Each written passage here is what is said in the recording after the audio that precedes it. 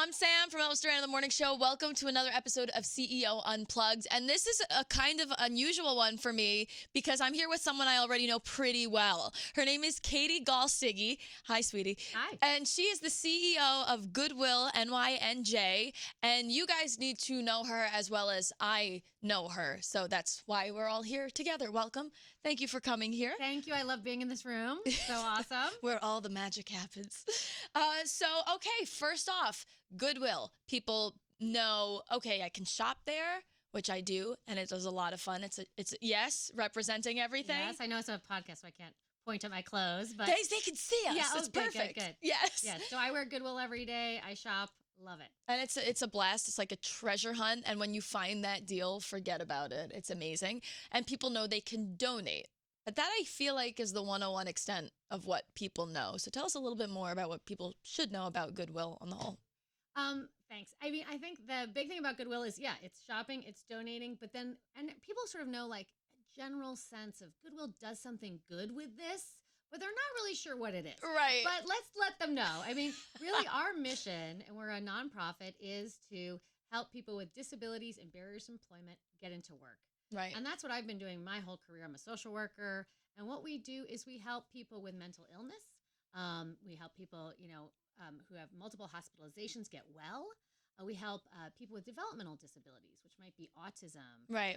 might be cerebral palsy, might be a variety of different things. Get into work, Yeah.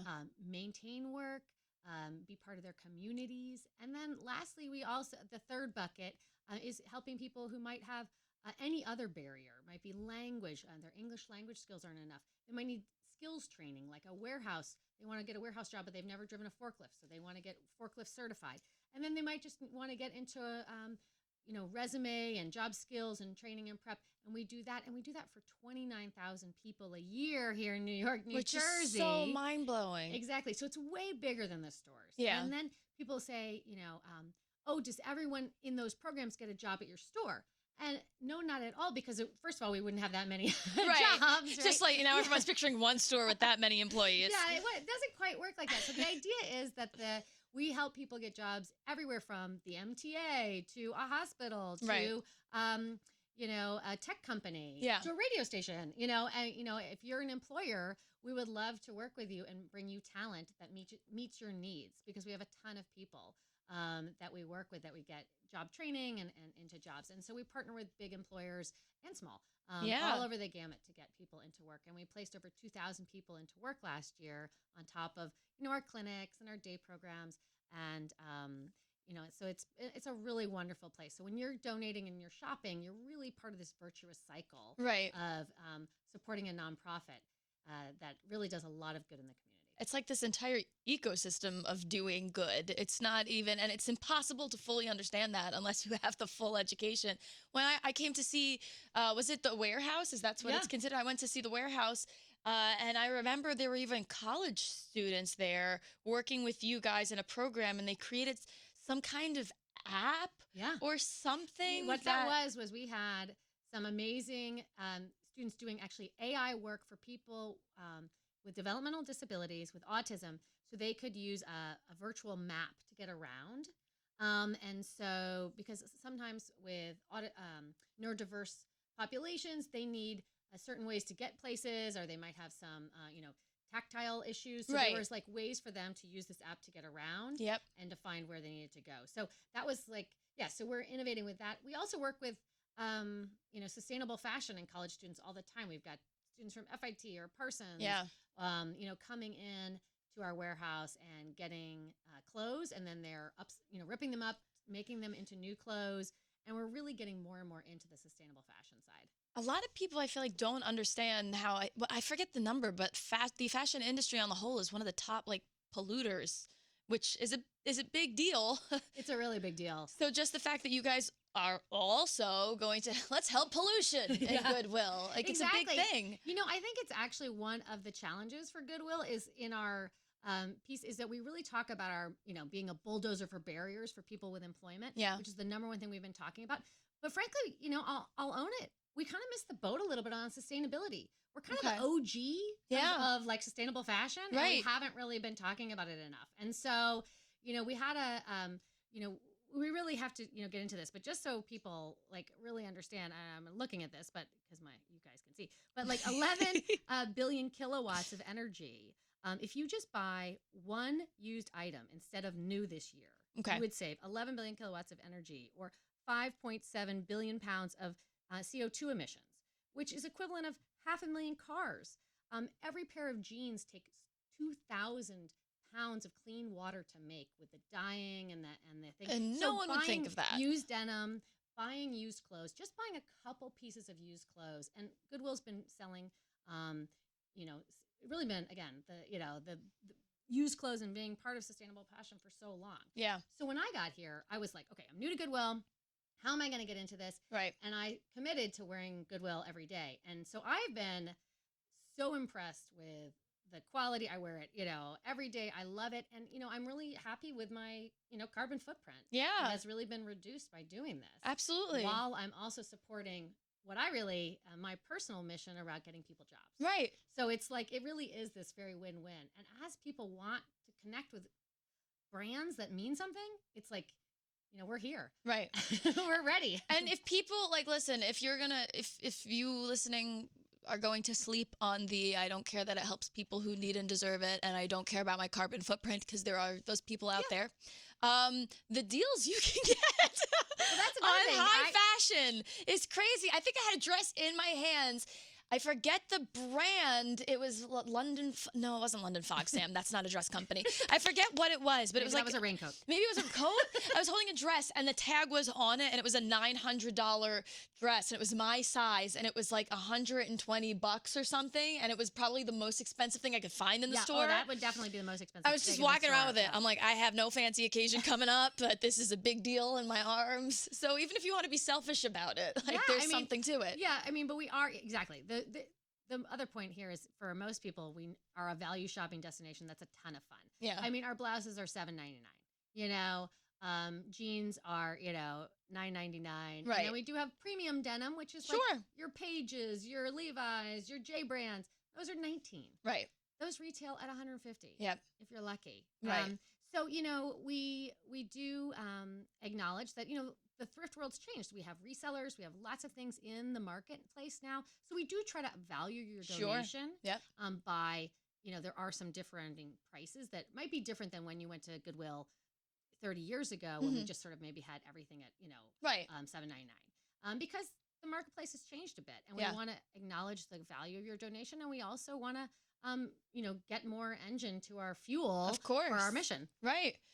So you mentioned, since day one, you were like, this is what I'm going to be a part of, and I'm going to wear it, and that's awesome. But can you tell us how and why you got into Goodwill in the first place? Because you had a background in social work? Yeah. Okay. So what made this? So I always loved, helping people. And the idea here is, my passion's always been about employment, getting people who are unemployed or underemployed into work, and doing it from a big point of view. So I went to, out of college, I went and I worked at a homeless shelter, and I worked at in a housing organization and things like that. So I tried a bunch of different nonprofits, and they were all really super wonderful in their own ways. And then I went to social work school, and I actually, after social work school, I started working at the city of New York, and doing policy and strategy around anti-poverty work. And that was 14 years, which was really great. And I had a lot of different experiences there, everything from child welfare to homeless services to a lot of, obviously, employment and welfare programs. And so through that experience, I got an opportunity to come to Goodwill, and I just knew it was completely right for me, because I knew that I could do so much here. Yeah. Because we can really innovate. And that's one of the things I love about the team, is that we're really able to use this sustainable fashion stores to really innovate in our core model, which is to help people get into work. So, starting, warehouse trainings, because warehouse work is growing, figuring out programs for non-custodial parents, where we can get them to get into work so they can pay off their child support, so then they can get closer back to their families. Yeah. We designed a program recently to help people get into these really high-level tech trainings. I don't know if you've heard about these kinds of things, like boot camps. Oh, okay. Where you can go into training, and then you can get a job as like a cybersecurity officer or things like that. Interesting. But they're really inaccessible to a lot of people who don't have the maybe what we call numeracy or the portfolio yet. Yeah. So we've created a program where we can help people get the numeracy skills, develop the portfolio, get into those really hard programs, Yeah. and then they get an $80,000 a year job. So this is the kind of thing where we can find gaps in Right. the system and we can fill them. You guys are such a wide stepping stone for like so many different things afterwards. I remember, now that you're saying it, I remember when I visited you, we visited a computer lab that you guys have. I'm going to visit a Goodwill warehouse, and in my tiny mind of understanding, I'm like, cool, there's going to be a lot of clothes we're going to sort through. And the first thing you say, this is our computer lab where all of these students are learning. I'm like, where am I? I had no idea. Yeah, I appreciate that so much. I mean, this month is actually Developmental Disabilities Month as well. I'm sure there's a million other things. You always announce that in the morning. We have a lot of days and months and weeks. Yeah, there's a lot of special things going on. But, we work with people with autism and we get them into work and then we stay with them. And so it's not just like the training that you see in the, that one day, it's staying with people. And that's one of the things I really like about Goodwill is like our staff and our teams are so committed and they really stay with people as they get into work. They come back with them.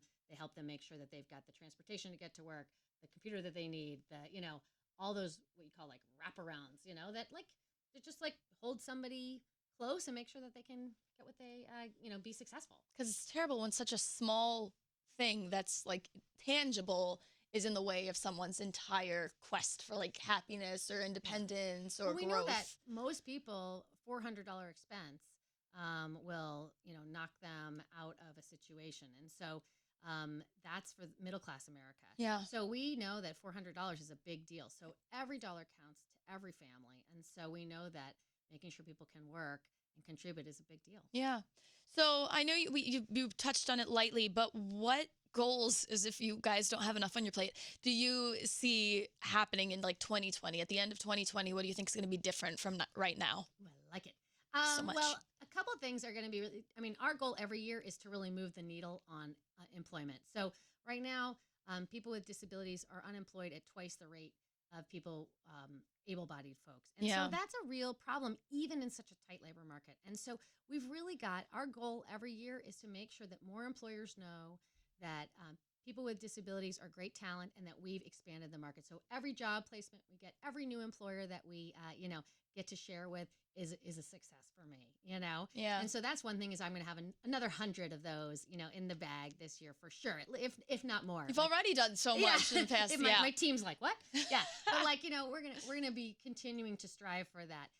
We're opening, for folks in New Jersey, we're opening a new outlet store, which is really all about sustainable fashion. So when you go to you donate, thank you very much. Then we buy from the store. If we don't sell it at the store, we actually take it for another chance, something called an outlet, which is not your, like, don't picture an outlet mall per se. It is actually full, like tables, almost like bins full, where we tip out all the clothes that we haven't sold, and then they're sold by the pound. And so it's a whole different experience. Yeah. Okay. And then from there, anything that's not sold there, then we recycle. We put, the rubber from shoes, the electronics over here, the different kinds of, clothing and fabrics go into different recycling streams.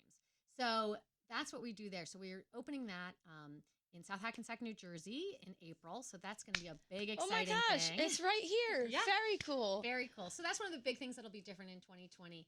And also in New Jersey, we're opening our Newark mission office, so right on Broad Street. So really a great place for us to expand. We have some great successes stories in New Jersey, like this young man, Mohammed, who we got a job at a hotel. He's a young man with autism who didn't, his parents were afraid that he was going to be part of that 75% of people with disabilities that don't work. Yeah. And he's just graduating high school, and we got him into an internship, and his internship turned into a job.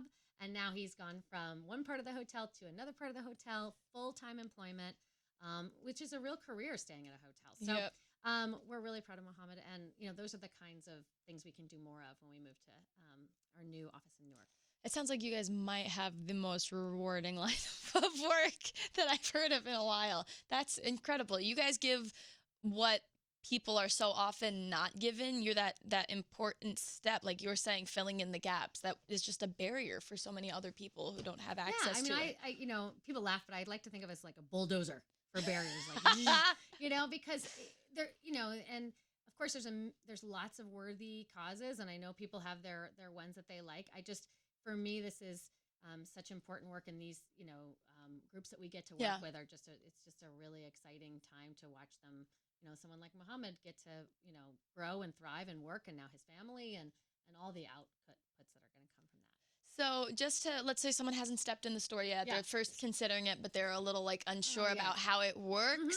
How does someone tell someone the level of care that you guys put into what does go on the floor? Great question. It's not just a bag that gets opened and like price it. We're good. No, that's right. So we do. Yeah. I mean, we sort through the items. We make sure that there are a couple different levels. First, it's making sure that they're obviously not stained, not torn, right, all those things. And then we even, sort through, and, we colorize. So it's a super easy shopping experience for you. Actually, it's one of the kind of beautiful things in the thrift stores when you very go pleasing. And Goodwill, you've got like red to pink to yellow to, and it's really can be it's quite pleasing, right? I feel soothed looking into it. Like, it's sort of like every once in a while I do my own closet like that. Yeah, it's really nice. Yeah. Highly recommend. It's kind of enjoyable. But yeah, so you'll find the colors and the styles that we make sure that they're modern and they're up to date. And then we'll have vintage stuff. We'll have all of these things that'll be together. And you'll even see in some of our shops where we pull out vintage in certain areas so you can find it. Yeah. Easier. But you may notice that there's color tags, and that allows you to know what's 40% off that week. And then, and you just shop around just like you would anywhere else if you haven't been. I've been to obviously all of the other competitors, if you're like a TJ Maxx shopper and you love that experience, if you love, that thrill of the hunt, you're always going to find something new at Goodwill. We've got new stuff like every hour comes out. Right. So I feel like it's impossible to keep up. So you guys are just constantly chugging along. Come back. Yes. More and more. Yeah. So if someone wants to know more about where to visit you guys, how to donate, where their money goes, where can people go and find? Absolutely. So we've got our website, which is probably the best way to get most of that information. We also are on social, but goodwillnynj.org is our Goodwill. We're on, we've got a really great Instagram I like a lot. You're on it. You guys are active. I love it. Sometimes, we just have a lot of people who love to post and share their finds. Yeah. And that's really fun for us. And and you can see we've got all our charity Navigator and all of those kinds of information are something's called a 990, which is our financial information is up on our website. So you can see, and we're really transparent about all of that. And you have stores everywhere. Yeah, exactly. Our stores everywhere. Well, we've got about 37 right now. And so hopefully there's one near you. We have a store locator. We'd love for you to come and shop and donate. So it's easy. It is worth it. And if anything that was just said was like interesting to you, explore more, because I promise it keeps getting better the more I learn about these guys. And we're having some fun. We have some fun events. We had an ugly sweater party last Christmas here in the city. Classic. Tickets were available and stuff like that. So we are having more events. Yeah. Especially for like more of your listener types. Yeah, we've done a few. Yeah, exactly. So, we would, that kind of thing is really fun for people to kind of get to know Goodwill and like hear some of our mission stories at the same time that they're getting to know us. It's freaking illuminating. I love Katy. I love Goodwill. Thank you so much for coming in. Thank you for listening to another episode of CEO Unplugged or watching whatever you're on. And we'll catch you next time.